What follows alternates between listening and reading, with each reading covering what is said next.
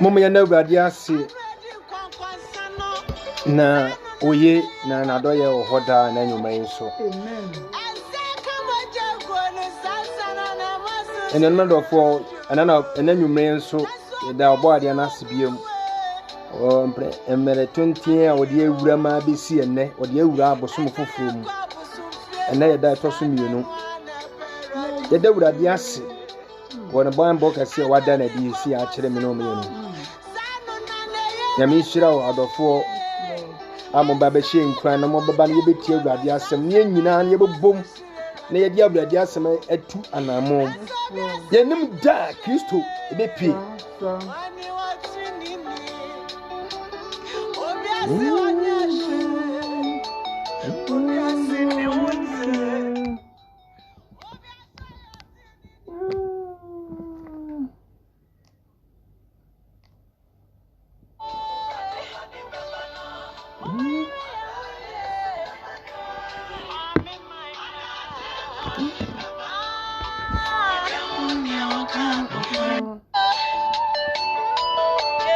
Baby, I will be a person coming when I will see you trust your brother bomb pie.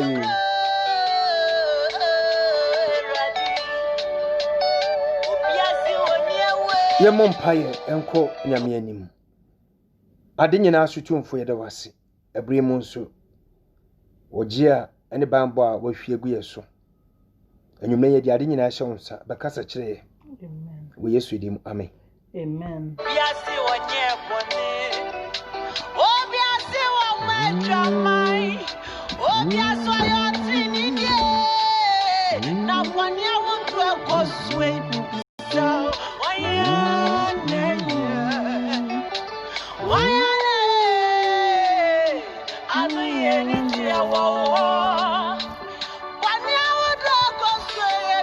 And then you may have a casafa. Onyame asema matuni din se abrabo pan ni ho emmodembo abrabo pan ho mmodembo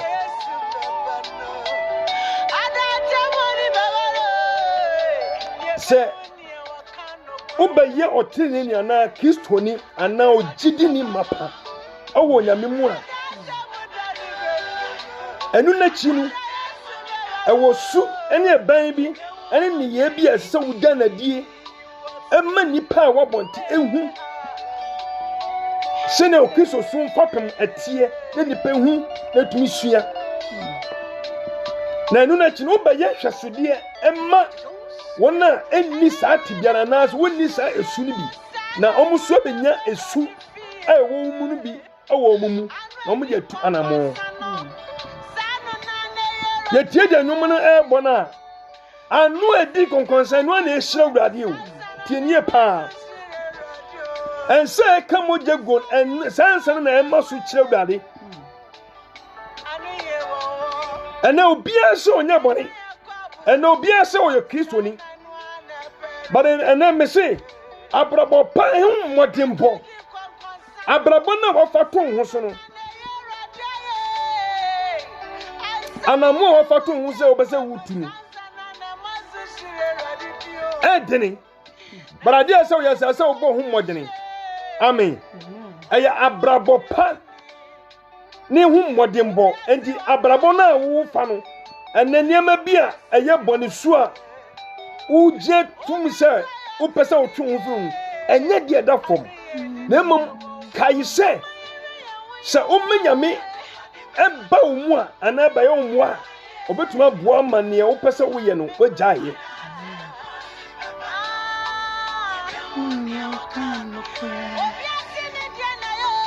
ampa obiara sane die na ye enti obiara kyerɛkyerɛ sane obiara pɛ no but 2 Corinthians chapter 5 verse number 10 just say enipa nyina begina adwana nim na Kristo bebu obi bia tense na obi bia no nwumatie enti ye kwa ya benyina obi atembuo ehye ne nsam a obekọ gina ma Kristo bebu na ten onyema wo ye nyina ehye wo nsam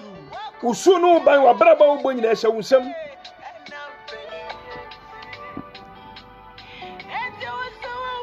be an exemplary life so we yan hwasode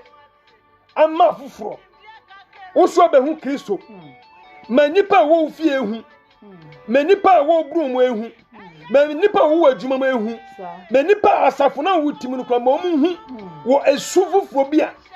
edi wo mu eme ye hu se asomade na wo yi ni wunyini kwa so pons na wuntwini kwa se trousers na wo hye ne kwa ayen se ne nipa bi ka no wo yi wo mu nyina no akoma mu ntia enti se ansa na wo yi wo mu nyina no ese furi akoma no mu ansa na babontene because u pia bontene u gina hwehwe na nimu no lipstick na wo de ka wano no efiri akoma na efuru ne ko adwene mu na adwene ye ana ma wo yusu ye enti ade bia wo yusu bia no efiri mu na pie ye enti se wo basa kyera so a esese hu se ansa na wo bonten be ye clean na wo inside no adan aye pepepe mama yenhwe aye 2 Timothy 2 Timothy so wo yo ba walefo se unware se wo ye bema men so menim se ne so wo ye papa wo ye maame so wo ye abofra kunkunu aba ye kana sem o Galatians 5:22 no sa ba ni nyina mu no esese bi esu ewo mu amma wiase hu ba bia wonam amen hallelujah amen and you can someone na o se mentra fa odi for tena bia na nante de boye for kwan so na mawurade mmra na edan enso wani tie enti enkase awurade mmra na ba we dia no odin o se mawurade mmra nya den enso wani enu na babuwa wo mama you should 1 Timothy chapter 4 verse number 12 no sorry 1 Timothy chapter 4 1 Timothy chapter 4 yan kan free 12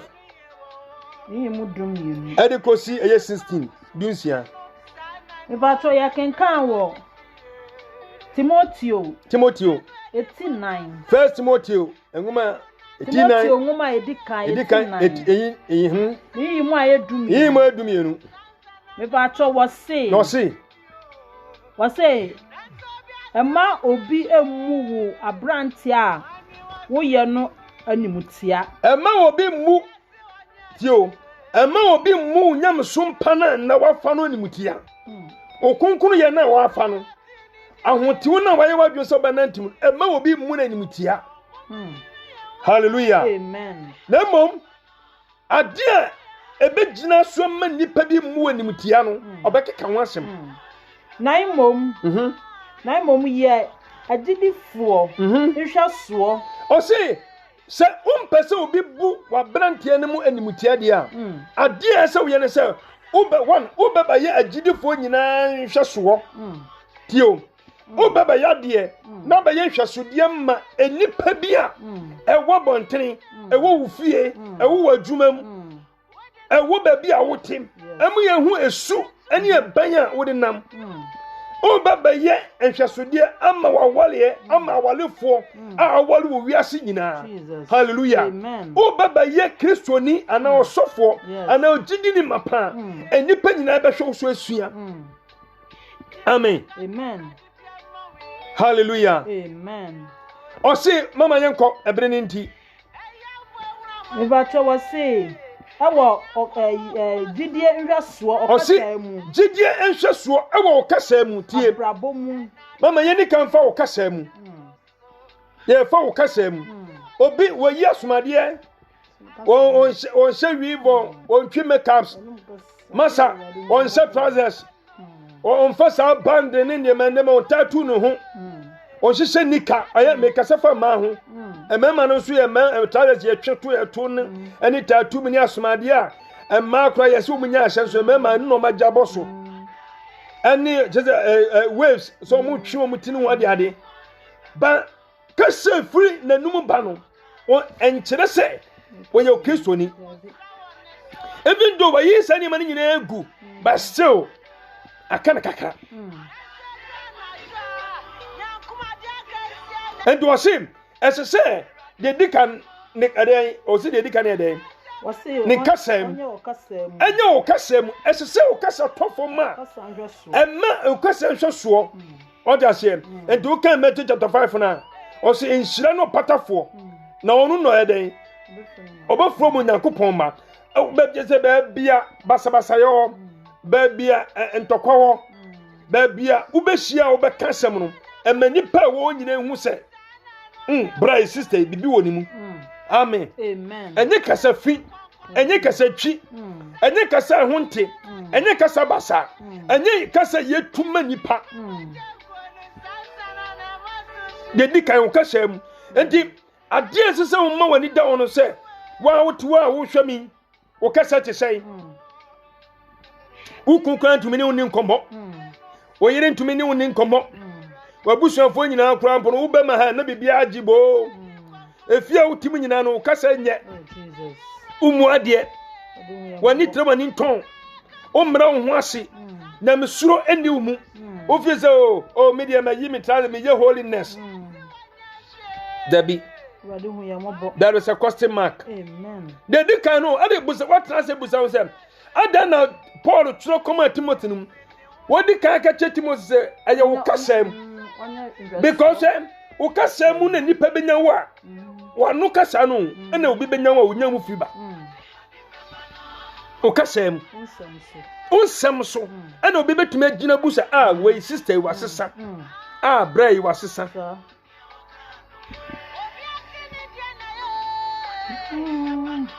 adawrade baba no ebeye den ebeye hu adehu ya mobo adehu ya mobo pa hwe o kasa nye mami nka che o kasa nye wati hyase sua kasa foforo o suba nye o kwa sole nso enye akora no kwa ote wo nchen no kra na aya ukun banda wi a otiti no kra enye wo ya mu banti akora no kwa na ote mu fio na ya ba wa no kra na enye ye wani pa bu o ma o kase ni pa ho obakase jezo wote soro obofo jezo ni pa ni bu o ma o kase obi ho a obakase jezo onu obo nipa dabi unyanya kristoni de Yesu ahwehwe ni bia dabi mama de biam ba che wose o kasa mu abrabom ani abrabom adere odosumu unido amen kinanu kan ye adisem na chapter 2 na o say what jaw kani dono unido uniti mama nipa unima unyeyam yema nipa wa brabo nye usunu wo banum unya de nipa hweso asua exemplarize life say example life wo yes me ya de ne nipa sua me and Paul kan o se mon hwe me na me yeden mon sua me se ne me hwe Kristo ya na esua no no and de ne yesu ye hwe ekwan be fo se ye be sua ne nante so asa enye se be ma ne na empa wase mo asa na kasa hutuma be ma no aya na man fo gaza omusi chance ni omugaze chance bia na sumu aye ebi asefo kasa omuka na se sani umo e ba se kosoa wo Ghana especially Ghana na omo de be funny e be funny wo Ghana just even pono aye movie artist ni na no utumi se bebre de be sani ma ni bi oba hu sani pa no fi toilet obu san se wo ko hen no atu ama wo enso omo nyina bu omo se omo ye Kristo ni no ɔse asisi yɛ kasa ho benyam na ho te awa brabomu now eniyama ko ye de umma obi anti na ho kire odi a obi abete se ho akire da bi abrabonum anti wo kan ye ekesasisa ya ana professor ɔse edapanum woninyi na dabone so eden woninyi na onyankopɔ na ahyehye ewo sadan mi nyama nipa and men pray wo ho ewo niyama bi a eniyama ko ye de so se ne wabala botie ukun kasa ho na wudi wa ne wani age eniyama gigudi ani yebo ye fro kra ho kasa mama ye nto so ba cho wo se didie mu ahotew mu didie mu udidie ti sei ani ahotew mi ka didie na se ne aba ahotew mu o se kire mu didie na me kire mu nyuma amen okay na John chapter 11 na I think it's John chapter 11 no Bible say na Yesu ni asuafo no bae na Lazarus awu ana Yesu beto Mary ne Martha Yesu ka ewo niema ye positive things na Mary ne Martha no mo ka negative things Yesu ka present o no mo ka future Yesu said ye odomene so wumpa obenyankwa obasori biem Mary ne Martha so owura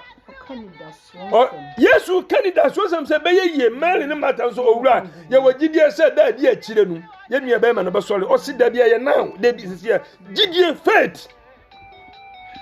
so gidie me say be ye what you say kase me kunkun ye we metumi aye because ye wo me no me ni e mo no masum amen and this man sasumade a bibia na be kire se me ye be ma what you say ye wo me no na sanye me sunu me ban ne tie no na ye fa ye makeup se ni me bi enti no mantwem anima nothing will change amen wo de adentina se wo se ma sha trousers ya ade na wo ko toilet do ana wo pese wo go ja wo nan na wo ko na mama de na ye ma unguna ba ma de so se mama de no so trousers enti wo sha trousers ya sen ka wo ko toilet cramp no ya kire toilet o ye kire ma ye hu se aha ye ba bia mama ko na ha ba bia ma ba ade no nyina wo nya na trousers we je say wiase e na esese nipa tumo wani na ho ahotew mu ahotew ohunte amen wayi nyema ni nyina gu fo me so hunya dai efri akoma no mu na epia bontene because o kasa kire one oda say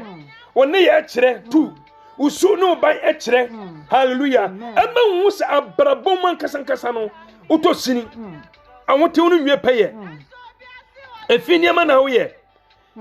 and do can first Thessalonians chapter 4 na that me kind verse number 7 na o si Kristo amfre anko fi mu na mo frede ekwade ahotew mu o kasafa ahotew konkron ye enipa betumi agina ama otumi ehye Kristo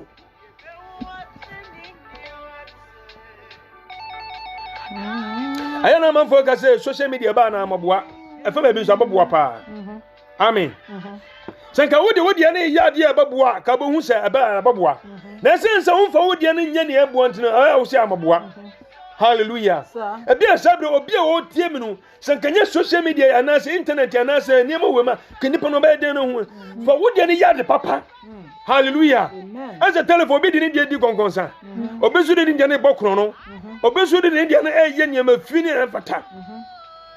baba hu modeni sa udia na nyamedia ma no o mama de ya de papa anwotew ya woni pa ni buo nso a wo ya hotew no ba ni kun ka ho ne man ka ho ne ma men ka ho ne papa ka ho a de so be ka kire o mumpo enso o mu bo niema bia ye niema bia mfata ho dawuro o de opa obi nsani ade bi ma no amen tio obi nsani ade bi anyama no obesane ma ne namfo nyina ne ma me ko besane mom ba Kristo asema di ni pe konkonje mu no on sane ma ne fie ni ba kumpo mama yanko amuti mu emre ndi gazi echechema e bebre but wo fie num be 1 Timothy chapter 4 verse number 12 ya ka gozi 16 yanko wasi batakin kan afetie sani mo nyina ebetimi aboa wo na obetumi awie peye na obegina orofo o se yeden batakin kan wa fiji January besine wa obetumi calculate tama obetumi ye kase kan dudu a bi o Bible obetumi akan but I can enye book bia kekao o kasafa eyew tworo konkon no o se bataden akenkan ene pempa kenkan je sofu bia shon kuma no wagye adi ene obia packing kan and ye keje se kawa ring eni Bible man no wagye adi ye ke packing kan je keje se ye bracelet o se den ye de gu yensan ni ye de gu chain ni wade ade no eni Bible man se eni nyina ye bone a no wagye adi na wo so agu ho enye bone a ye ke se enye bone a no wagye adi na wo ye bi but I can kind o se da nti nya no ye nyame ka kire ye Joshua say bi Joshua yi o se sam mena sam du we no e mane power num dwuru ho no pa na wia no nwumre odi ehie no konkon ye no nkoso nyina dan egina sem no mu but I can kind and anybody do say he wo kwa sori ya ne bag no pension we gonna kura na ebutu no teso no o say wo extra one say shim o lipstick shim o pencil o be kan na first we mu ga ze na ni achi no shim o wa na hweke to bi shim onya Bible de obaka jam so wa download ogu ne phone so o we ni pa dwene o tumi fa bibia abronti no mpese obeku obefa Bible nti no ase da fa bag fia bi a obusa no aka je se me Bible na enko bag ni mu na wonya obi edi bonye onya kwanya obefa so ode be gina bibi so ode be yi hu ano ode yi hu ano ko hallelujah osi bataken kan enna Christopher ba yam packing kan afutuo ni nkyerɛkyerɛ ɔsi afutuo ni nkyerɛkyerɛ enti ɛnɛ yɛ tu nipa fua na ne bu afu asɛm we obi nya tie pɛpɛpɛ a ɔbua ɔntie kura ɔsi afutuo ɛne dɛn ɛne nkyerɛkyerɛ nti okan Matthew chapter 28 na Bible sɛ Yesu kɛkyerɛ asuafo no sɛ ɔsi dɛn sɛ mokɔ na ɔgyidi a momma ɔmasu nhyɛ agya ɔba na honhom kronkron midim na monkyerɛkyerɛ wɔn wode mia asafo brad made mahyemu nyina na meka mo kosi wiase wieye enti nkyerɛkyerɛ baako so ka ho ase etumi kyerɛkyerɛ o ma nhu anamo ese wutu abrabo ese wobɔ esu ne ban ese wuda na di da Yesu baba ne yebehu ne oka ne kora ampa obia se nwusra wɔ no so obia se ne die yɛ obia se ne die adi ni konkogem yɛ hwɛ nyankoma die ne nipa bi obia yɛ ebi yusu nchi ebi yusu handkerchief ebi yusu apron ebi yusu enyema bebre ensuo ne ne keka for the water but dai Kristo be pie no ene e behu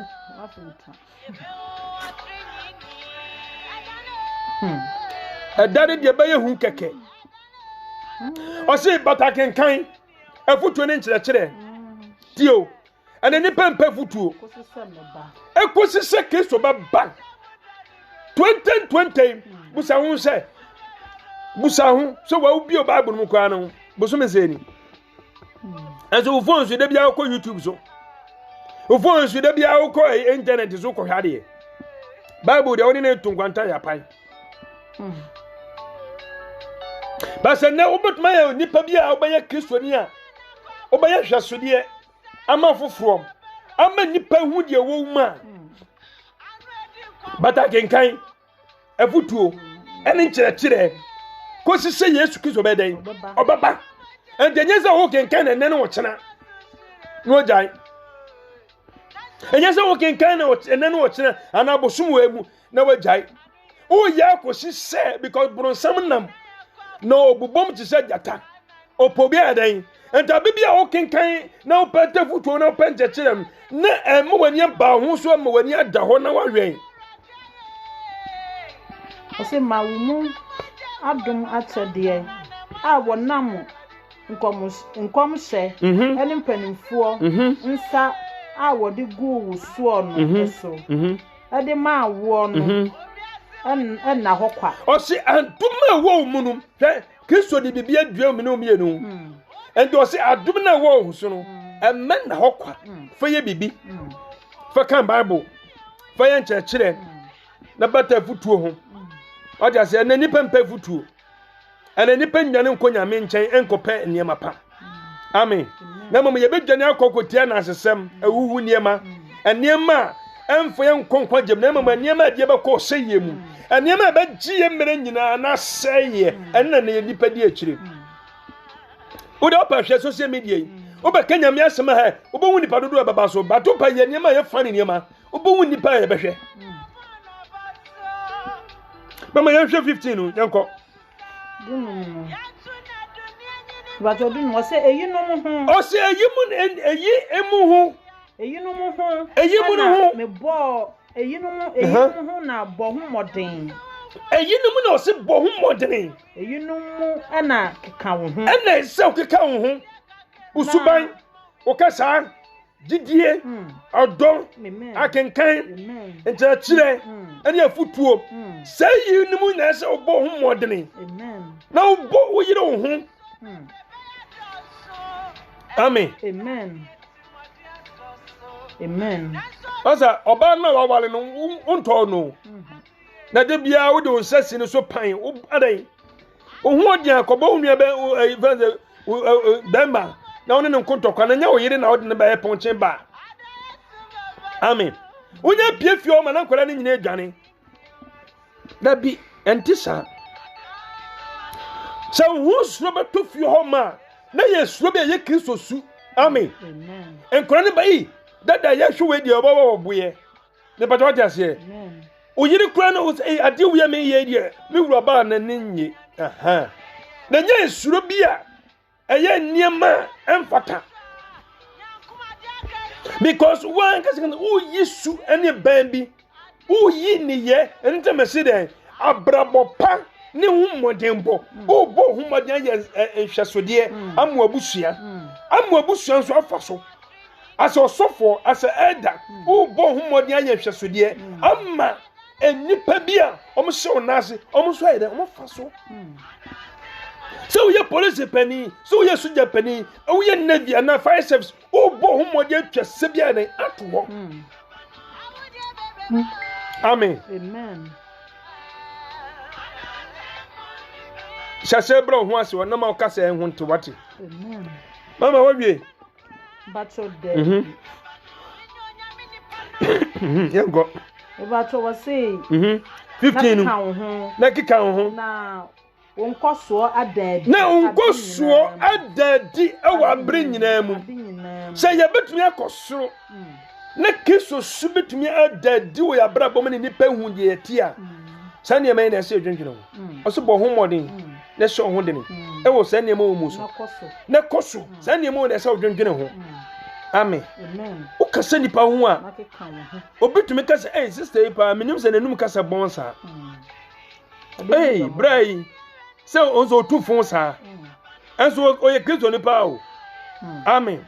ubusa na no abosole ubusa nse ukwasole se am ye Kristo ni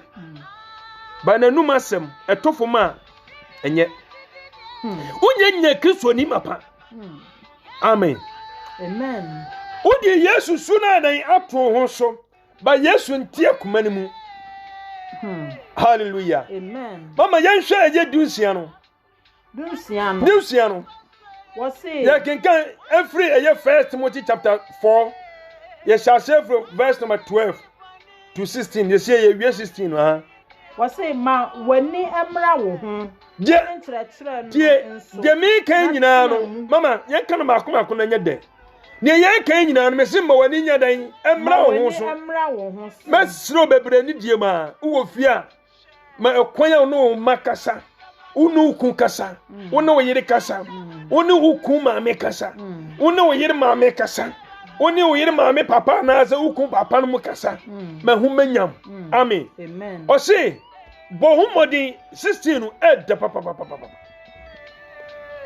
mama she say 16 biem about 16 what say ma wani amra wo ho ma wani mra wo so ne nkyerɛkyerɛ no nso ne nkyerɛkyerɛ ye kyerɛkyerɛ nso na tenamu efise wo ya saa a sa ye saa wo bɛgye wo ho me ka sa me gye me ho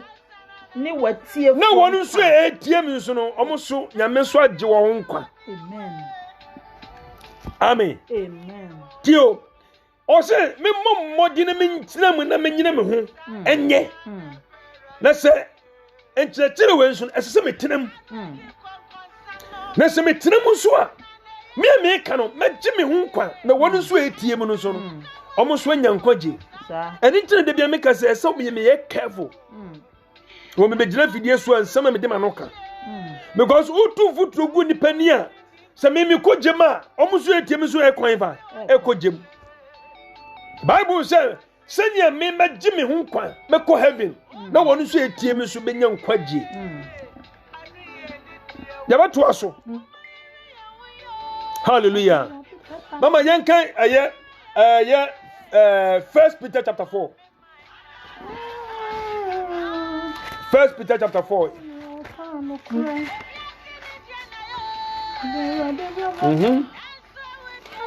Mama yanko emre ninti. 1 Peter chapter 4 verse number 3 yanko.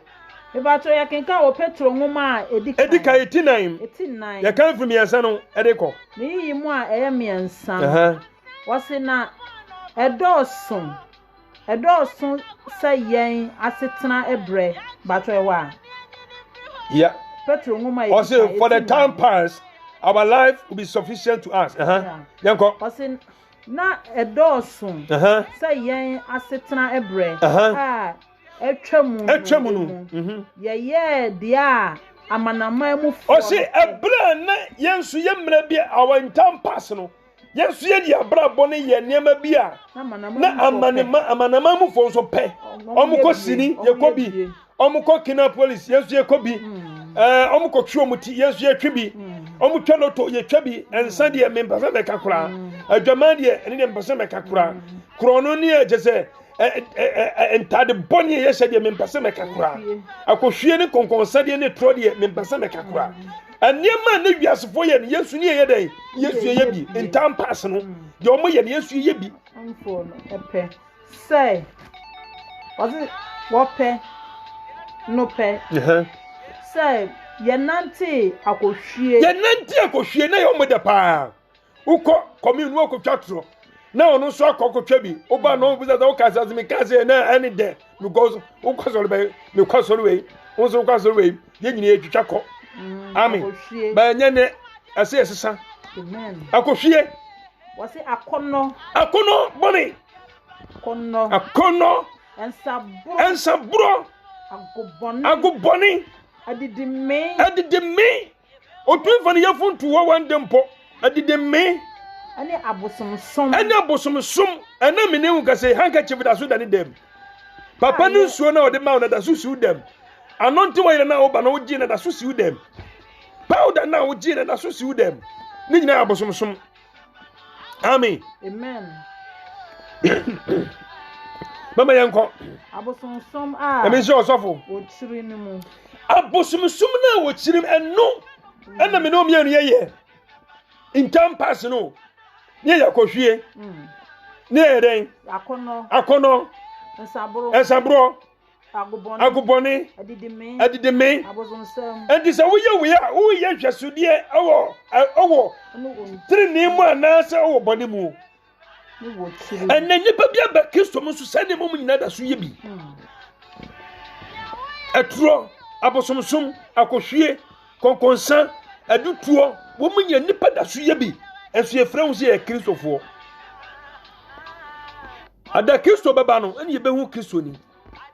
Anna Kristo baba no ene ye behu ogidi ni mapa. Mama yanto aso. Me bato ye to aso wo enan no. Wose na enya nwanwa. Say afei. Mo ni won a wotumrika. Otumrika ekosa sakasaka poto no mu.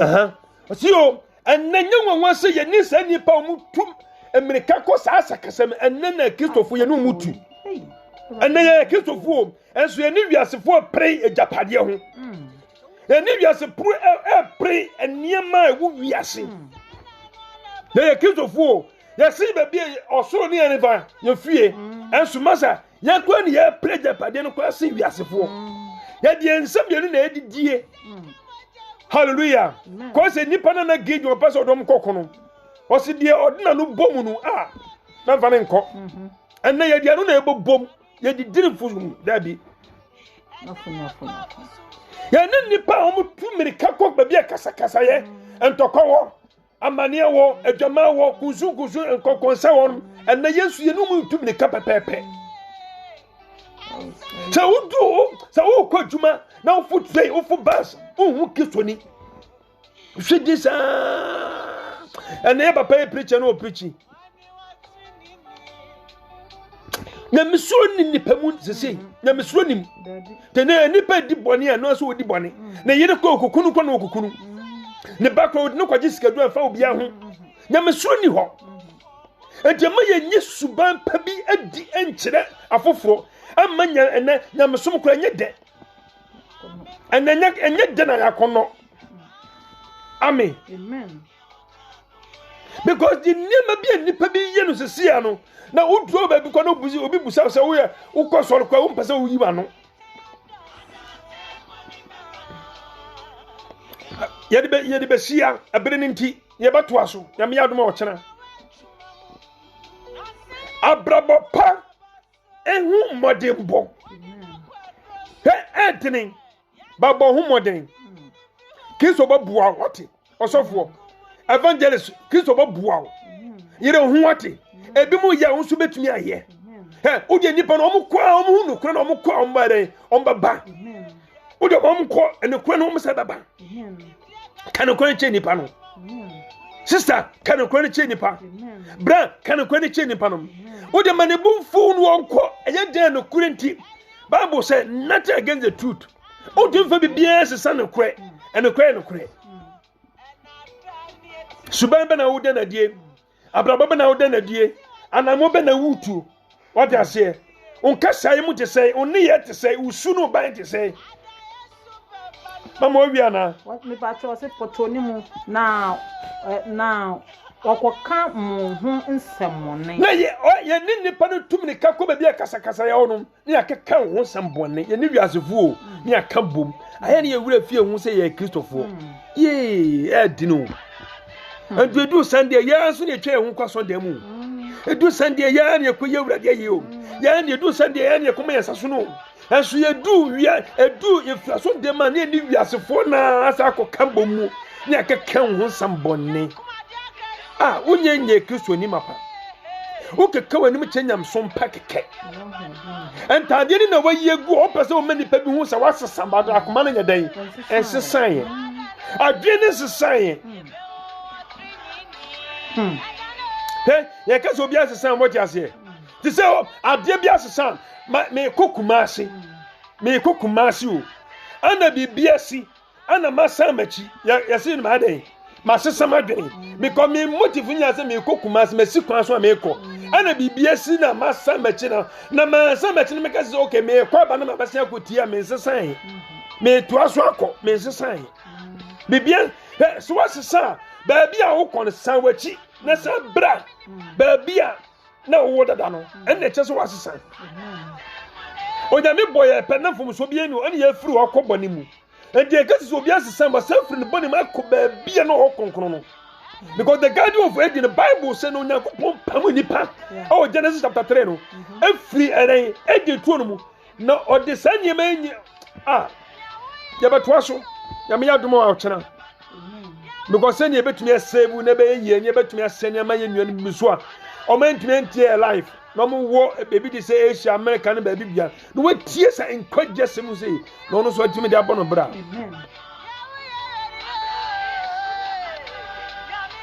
onya me otena ni mpanche no nhira ana o ma de bia wo ye bia na enye ye ayi abrabo pa ne hu modembo endi wo fie am na ye de ko ani Asia ye de patu baba nyame yadoma o chena share 8 o'clock the same time na nyame yadoma obati enka na bo hu hyase wo fie a wote ewura wote adwuma wom abusua ba bia manipa hu esu enhyase ketenkete amanye nipa ni su kokko na mum enfira komam na enhye Kristo anyumanyam ese Kristo pie na anyumanyam a wo ne me ya anya oyira ba Kristo ɔnhyɛ no ho anwumanya ɔnhyɛ no ho anwumanya na ɛmmra yɛ brabɔ mu ɔnhyira yɛ ɔmpagya ne nsa na nipa nyinaa nya danse sɛ ampa yɛse yɛasesa hallelujah Kristo ɔnka ho na tie biem na kotashi no nso sɛ yɛwia kom na nso kan na nkonkron a ɔmanti ase wade nyinaa mu ɔbɛkyerɛkyerɛ wase ama wade wakɔ konkron yɛ mu ama wahu sɛ yɛtene ne yɛ no ɛwɔ Yesu mu amen ɔmoa yɛ na ɔndom yɛ yɛntena kyerɛkyerɛ no mu yɛyɛ ka no ɔnyɛ na wo nso ɔnyɛ wo na hyɛ Kristo anwumanyam wɔ Yesu Kristo deɛ mu yɛhwɛ sodeɛ fama foforɔ ofie no abusua nyinaa wasafo a wotim wo na obi nso hwɛ wo na ɔno nso ɔnsesa amen wɔ Yesu deɛ mu amen yɛmɔ mpa Awurade yɛdɔ ase nhyira nka wo de me Nyankopɔn ɔnam wahum ɔborɔ so no wotumi wahyɛ wo ho anwumanyam wo si yɛnyɛ hwɛsodeɛ ma foforɔ Awurade wahoɔden amma yɛntumi onimpa amma yɛntumi wo si yɛnyɛ abrabɔ mpa ɛne osuro ho mmɔdenbɔ Awurade dumiyɛ na boa yɛntumi nyɛ nea wopɛ sɛ yɛyɛ nea yɛhwɛsoɔ amma wɔne mpo a ɛwɔ wiase na ɔmasesa ba wo Kristo wɔ Yesu Kristo dim ne yɛbɔ mpa amen yɛde wobɛsia nyame nhyira wo bebree na nnwummerɛ yi ɔma ahoɔden no nhyira wo no nom ɔma wo ɛnsiw yɛye na ɔkyena nso ɛberɛ no nso watumi ahyia the same time the same hour. God bless you so much. Shalom, peace. Amen. Bye-bye. Bye. Obia se wonya bone. Obia se yatine. Ani anu dia wo. Adela bi babano. Ada Yesu babano. Ana ye mo. Yale wo ni o kan no.